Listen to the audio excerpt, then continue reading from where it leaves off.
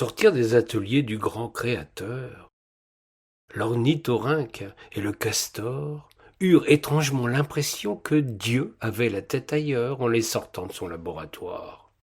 Pour le premier, ça ne faisait aucun doute, et le pauvre risquait fort de se trouver le bec dans l'eau, ce qui mit la puce à l'oreille du second qui, en se retournant, comprit qu'il devait faire de même. L'ornithorynque se permit alors de calmer son compère. En matière de confusion, il décrochait le cocotier, ce que voulut bien admettre le rongeur qui du reste n'avait aucune idée que cette chose à la noix était un arbre qui eût pu tomber sous ses dents, si le destin lui avait permis d'en croiser la route.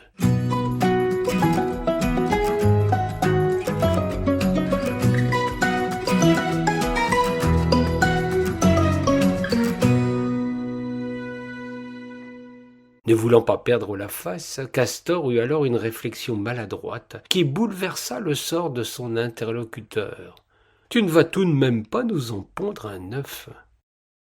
Ce que l'autre s'empressa de faire pour le prendre au mot.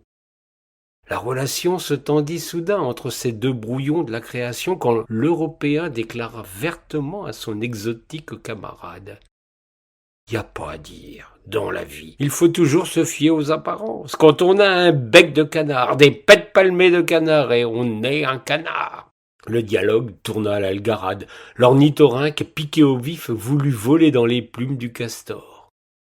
Il dut se rendre à l'évidence, la chose était impossible, ce qui lui cloua le bec. Son adversaire, percevant le désarroi de son collègue, se rendit compte qu'il était allé trop loin dans la moquerie. Il fallait le caresser dans le sens du poil.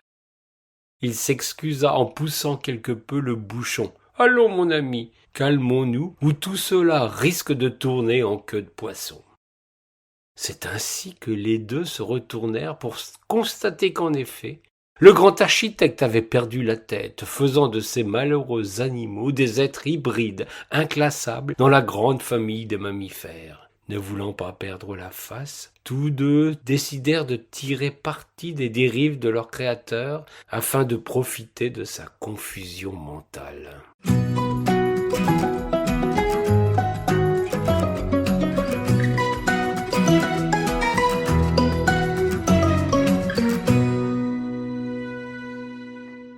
Que faire d'un tel appendice qui sort de l'ordinaire, se dirent-ils de concert?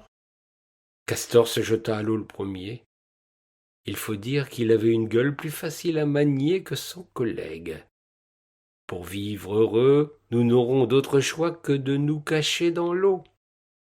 Usons donc de cette fâcheuse protubérance comme d'un gouvernail. La proposition enchanta son camarade, qui ajouta alors qu'il serait possible d'optimiser leur navigation en usant d'ondulations à droite de la chose. Tous les deux se félicitèrent de cette merveilleuse idée qui allait faire son chemin. Il y eut un long moment de silence. Ni l'un ni l'autre ne trouvaient alors un autre usage acceptable.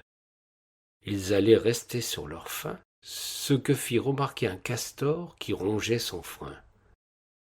C'est ainsi que le gentil ornithorynque prit la balle au bond en lui suggérant de l'utiliser comme une réserve de graisse pour la mauvaise saison. Ils se félicitèrent de cette formidable idée.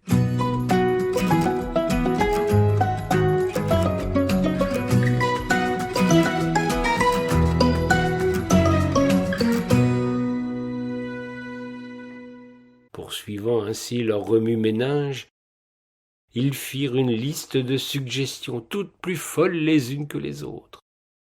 Leur queue pourrait servir d'avertisseur sonore, de cale pour se tenir debout, de trépied, de table ou de lit. Leurs avis divergeaient sur certains points, et chacun se promit de faire selon les conditions qu'il allait rencontrer. Heureux d'avoir ainsi réparé de leur point de vue la fantaisie d'un créateur inattentif, ils se serrèrent la patte avant que de se séparer, puisque le Très-Haut leur avait assigné des domaines fort éloignés l'un de l'autre.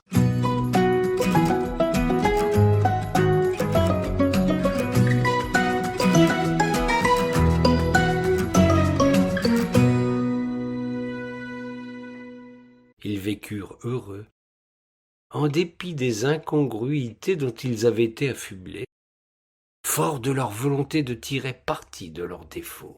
La capacité d'adaptation fut leur force.